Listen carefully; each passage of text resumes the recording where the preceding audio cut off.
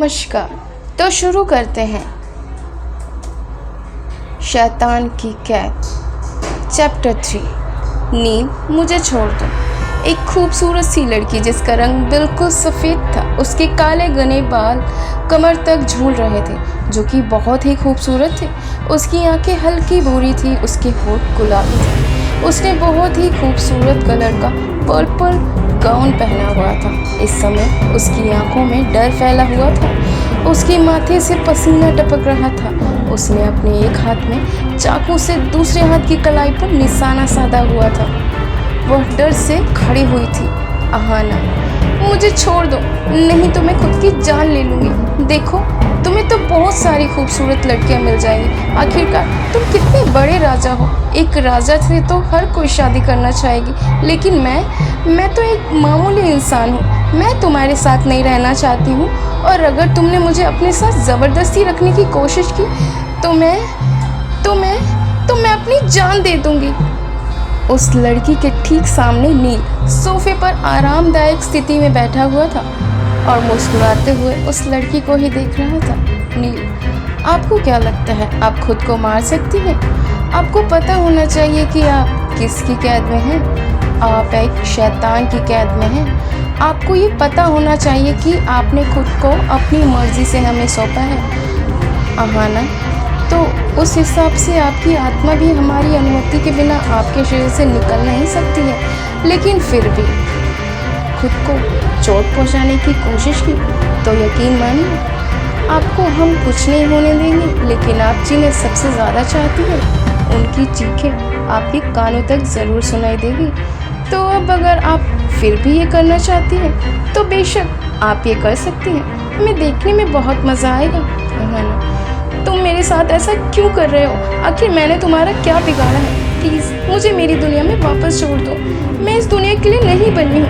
मुझे तुम्हारे पास और तुम्हारी इस काली दुनिया में नहीं रहना। प्लीज़ मैं तुमसे विनती करती हूँ, मुझे मेरी दुनिया में वापस छोड़ दो। नील, इंसान सिर्फ इस दुनिया में आ सकते हैं पर यहाँ से जा नहीं सकते। लेकिन फिर भी अगर आप यहाँ से जाना चाहती हैं तो आपको मेरी तरह बनना होगा। अगर आप एक बार मेरी तरह बन गए तो फिर कभी भी इस दुनिया से जाने के बारे में नहीं कहूँगा। तुम झूठ बोल रहे हो, मुझे पता है तुम झूठ बोल रहे हो। तुम ऐसा इसलिए बोल रहे हो ताकि मैं इस दुनिया से जा ना सकूं, वरना तुम्हारे लिए कुछ भी मुश्किल नहीं है।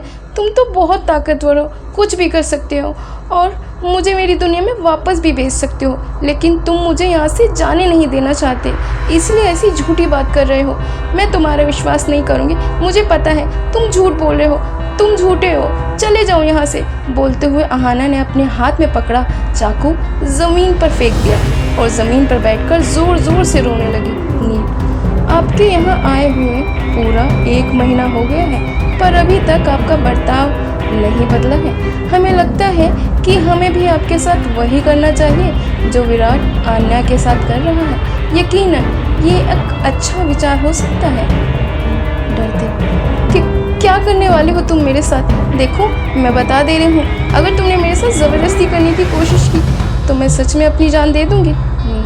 जान, आप फिक्र मत करो, मैं आपके साथ कोई ज़बरदस्ती नहीं करने वाला।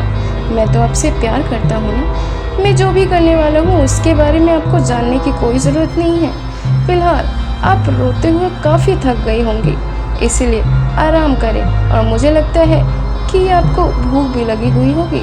इतनी मेहनत जो की है आपने। धानी, जाओ मेरी हानि के लिए कुछ अच्छा सा खाने के लिए बना कर लाओ। और हाँ, वो हेल्दी होना चाहिए ताकि मेरी अहाना कल को फिर से इतनी ही फुर्ती से अपना अगला ड्रामा कर सके।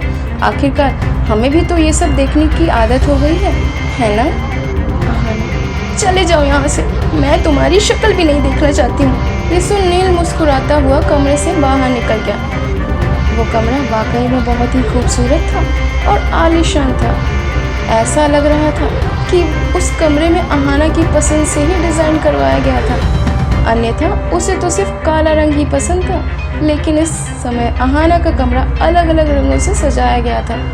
यहाँ तक कि उसकी दीवारों पर बहुत ही खूबसूरत पेंटिंग बनाई गई थी जो कि बहुत ही मोहक थी। कोई भी एक बार इस कमरे में आ जाए तो फिर यहाँ से कभी भी जाना नहीं चाहेगा। यह सब अहाना की पसंद के हिसाब से बनवाया गया था।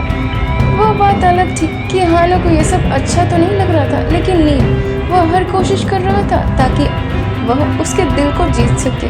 वो जानता था कि अहाना एक इंसान है और इंसान के दिल को जीतना बहुत मुश्किल था, लेकिन वह पीछे नहीं हटने वाला था। उसके लिए कुछ भी मुश्किल नहीं था। अगर वो अपनी मर्जी से उसके पास नहीं आती है तो वो ज़बरदस्ती उसे हासिल करेगा, लेकिन उसे हासिल करेगा ज़रूर, क्योंकि उसने अहाना को खुद का समझ लिया था। इसके लिए उसे अहाना की मर्जी जानने या ना जानने की कोई आवश्यकता नहीं थी। वह तो बस इंतज़ार कर रहा था कि शायद एक दिन वह मान जाए। पर जिस दिन उसके सब्र का बांध टूट जाएगा, उस दिन वो अहाना को पूरी तरह से हासिल कर लेगा, चाहे उसमें उसकी मर्जी हो या ना हो।